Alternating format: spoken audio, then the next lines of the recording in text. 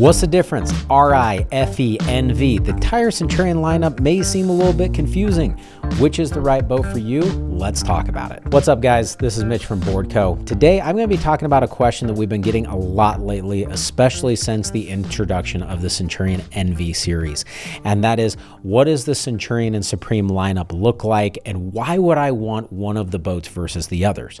So for 2025, which is the year that we're moving into now, Centurion has 3 different series of boats and 1 series of Supreme. So you have the Centurion Ri series, the FE series, the NV series, and the Supreme S series boats. So what's the same between these boats? What's different, and why would you want to get each one of them? What we're going to do is break down each of these series, talk about what they are made for, or who you may want to get them, as well as what the differences are between them, to hopefully make things a little clearer and make it a little easier for you to decide which one is the exact perfect fit for you. First up in the line is the Centurion Ri series. We're not going to spend a ton of time here because it's pretty straightforward as to what this line is, and it's the one that people know the most about. It's the highest end series in the Centurion lineup. It's the one with the most bells and whistles, the most incredible performance, the nicest luxury throughout, and it's got all of the features and amenities you want, whether we're talking about the Predator Power Tower or any of the other different features that are exclusive to the Centurion Ri series. This boat is just truly incredible. Once we get down below the Ri series, that's when there starts to be some questions and where people are kind of wondering what's the right fit and how does it sit? Because when we're talking about the Ri series, generally speaking, if you can get one, you do. Next up, the Centurion FE series boats. This one is a new series for 2025 that's an evolution of the FI series that had been going on from 2018 to 2024. The change to the FE series was just to simplify some of the process and make things a little bit easier. They actually ended up building up the FI over the last few years, and by about 2024, it started to get a little bit too close to an RI, not just in the feature set, but also in the price tag.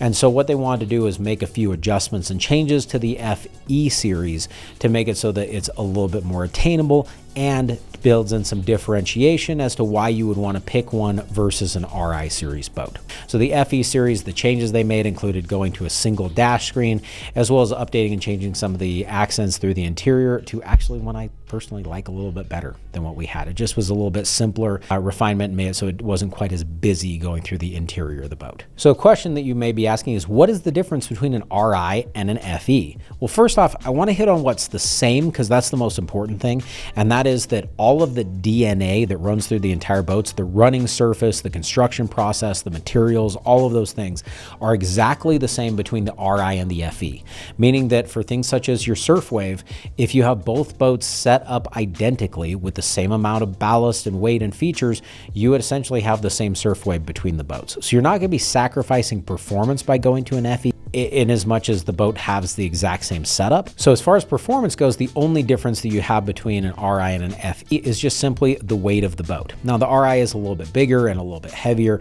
therefore it's going to throw it out and a little bit larger surf wave and displace a little more water. But if you've got a couple extra people, the FE is going to be right there in the same mix. There's no inherent major difference between the technology of the two boats. The next thing is the feature sets that are available on them. The Ri series comes with a number of features standard that are optional on the FE, as well as it has some different available options that are not available on the FE, such as the Predator Power Tower. Now, if you're looking between these two boats, the thing I would probably recommend is if you really like the FE, like the styling, the look, the design of it, and just want to get one and load it up, then that's great. That's a great way to go, and you're going to be very happy with that boat. That said, most FE series boats come in nicely equipped and not loaded with all of the features that come in with the Ri, just because if you build in all of those options, you might just be better off to get an Ri series boat because the price gap starts to get smaller and smaller and smaller. If you equip an FE series the way that we typically do when we bring them in at Boardco, you're going to have an amazing boat. You're going to save quite a bit of dollars compared to an Ri and still have an amazing experience. So if you want the most elite boat, the Ri series is the way to go. If you're okay getting a boat that is still packed with a lot of different features and elements and things, but not necessarily loading up with all of the same options that are available on the Ri series, that is where the FE can be an absolutely amazing boat that is in no way, second tier or second notch. In fact, I would far rather pick an FE over a lot of the other ultra premium boats from some of the other manufacturers. Next up, the Centurion NV series. Now, this is a brand new series for 2025. It's all new with totally new models that have never come before. And in fact, this one is kind of unique. In fact, it's a direct replacement, not for a different Centurion boat, but for a previous edition Supreme boat, which is the Supreme ZS series. So the question is why did they replace a Supreme model with a different Centurion model? Well, the answer to that comes in as to what people have been requesting and asking for in recent years.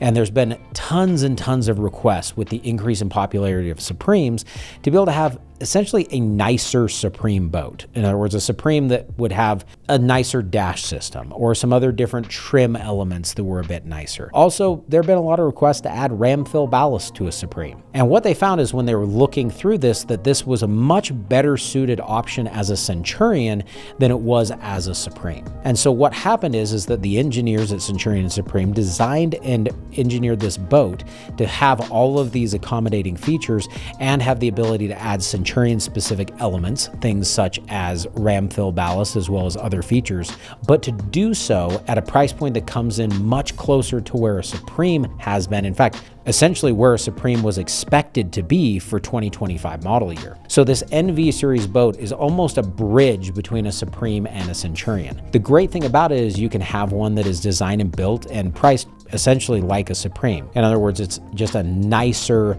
Supreme boat. It doesn't have elements such as ram fill ballast. It may be foregoing a handful of different options to make it so it's not quite as expensive. On the other hand, if you're looking at going, you know, I really like the Supreme boats, but I'd really love to have ram fill ballast, that is now an option in the NV series. And so you can upgrade to an NV, get those features, and still pay tens of thousands of dollars less than what you would historically have been paying for a Centurion. So the NV series comes in and fits in a really unique gap area that has been extremely popular the last few years, especially since Supreme is seeing not just double-digit growth, but literally like almost doubling year-over-year growth. In fact, here for where we're at in the state of Utah, the number of Supremes that were purchased by customers nearly doubled year-over-year for the last 3 years running. So Supremes have been incredibly popular. They're doing amazing things. People are loving them. And now there is an option to where you can get a Centurion at a little bit more attainable price that's built, designed, and engineered like a Centurion, has some specific Centurion elements, but is going to come in much more similar to a Supreme. So it's a pretty killer boat. We're excited about it. We actually sold out of all of the ones that we brought in thus far, and people are really enjoying the NV 233 in specific, but there's also the NV 213 that can be a great boat in if you're looking for one that's a little bit smaller, closer to around that 21-foot mark. Now, you may be asking yourself, what is the difference between an NV and an FE on the Centurion side? Well, the answer is there's a lot of features that are really similar. The FE also comes equipped with a number of items that are not available on the NV or are optional features on the NV. And so if you're going to really load up and dial in an NV, because that's a boat you really like, you're going to probably be fairly close in price tag to what you'd be spending for an FE. You also can set up an NV and have it have the essentials that you're going to really want, but forego a lot of the bells and whistles and frills, in which case you're going to be much closer in price tag to a Supreme. So it kind of fits in that middle ground in between the FE and a Supreme, but it's got a lot of those special Centurion elements. There's a few things that are available on an FE that aren't available on the NV that you might want to consider. Things such as rear transom seating, the large rear storage locker, including rear transom ballast bag that can be optional. You've also got a few different elements and features throughout the interior of the boat that are a little bit different between the FE and the NV. They're both incredible, and it really just comes down to a personal preference thing as to which one is the right fit for you. Last up, the Supreme S Series line. Now, this has been not just the fastest growing segment, this is the fastest growing brand in the country, and they're doing absolutely incredible things. Supreme is doing amazing. Now, as I mentioned, they ended up choosing to make the NV series a Centurion boat instead of replacing the Supreme ZS line.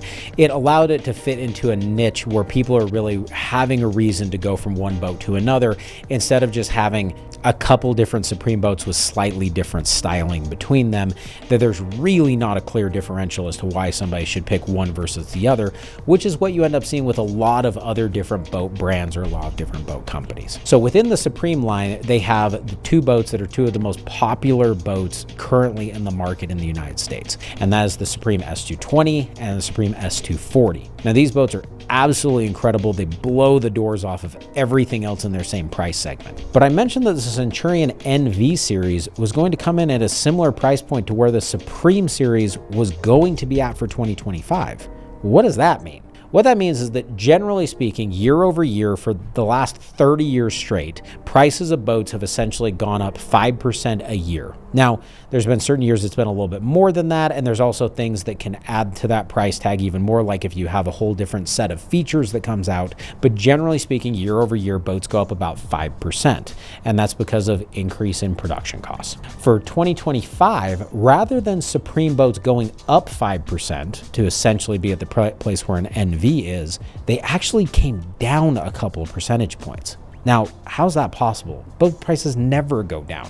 Inflation isn't running negative right now. In fact, we still have decently high inflation at the moment. The reason why they were able to bring down the price tag of a Supreme a bit was because they were able to streamline the production process. With the addition of the Centurion NV series, it allowed them to remove a few of the options that were available on Supremes. And when I'm saying options, I'm talking specifically about the options that are not super popular options that people may not want, like a lot of the different features or amenities on the interior of the boat, and instead update the boats in ways to where it was going to be a streamlined production process and make it easier to produce and therefore less expensive to produce. This increase of efficiencies allowed them to make Supremes slightly less expensive than they have been historically. And if you do much shopping around, they're already ultra competitive as far as price point. They just got even more competitive for 2025. And the way they were able to achieve this was not a reduction in quality. It was not a reduction in feature sets that most people are putting on the boats.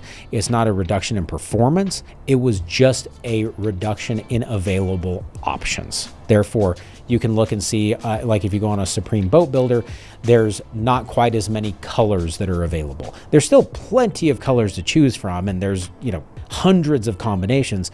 But if you want to get bright pink metal flake, you're going to need to go to a Centurion. But being able to streamline the production process in this way and simplify the way that they can build the boats, it makes it so that they can bring the price tag down on them even further and make it so you have what was already the most compelling value proposition in the wake boat industry to be even more compelling.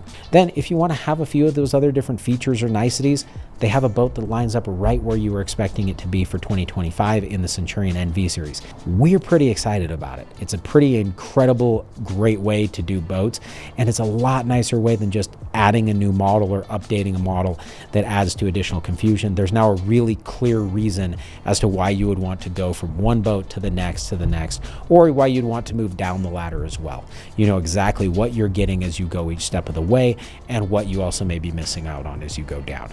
That said, all of these boats are absolutely incredible. You can get an amazing boat regardless of which one you end up going with. So I hope this breakdown has been helpful and giving you a little bit better insight as to why you would want to pick one model versus another. If you want to get into the nitty-gritty details as far as like the exact minor differences between a couple of these different boats, feel free to reach out to us at Boardco, and we're happy to walk you through the details, such as some of the different minor adjustments to layouts that may be a difference, or what options are available on each of the different boats.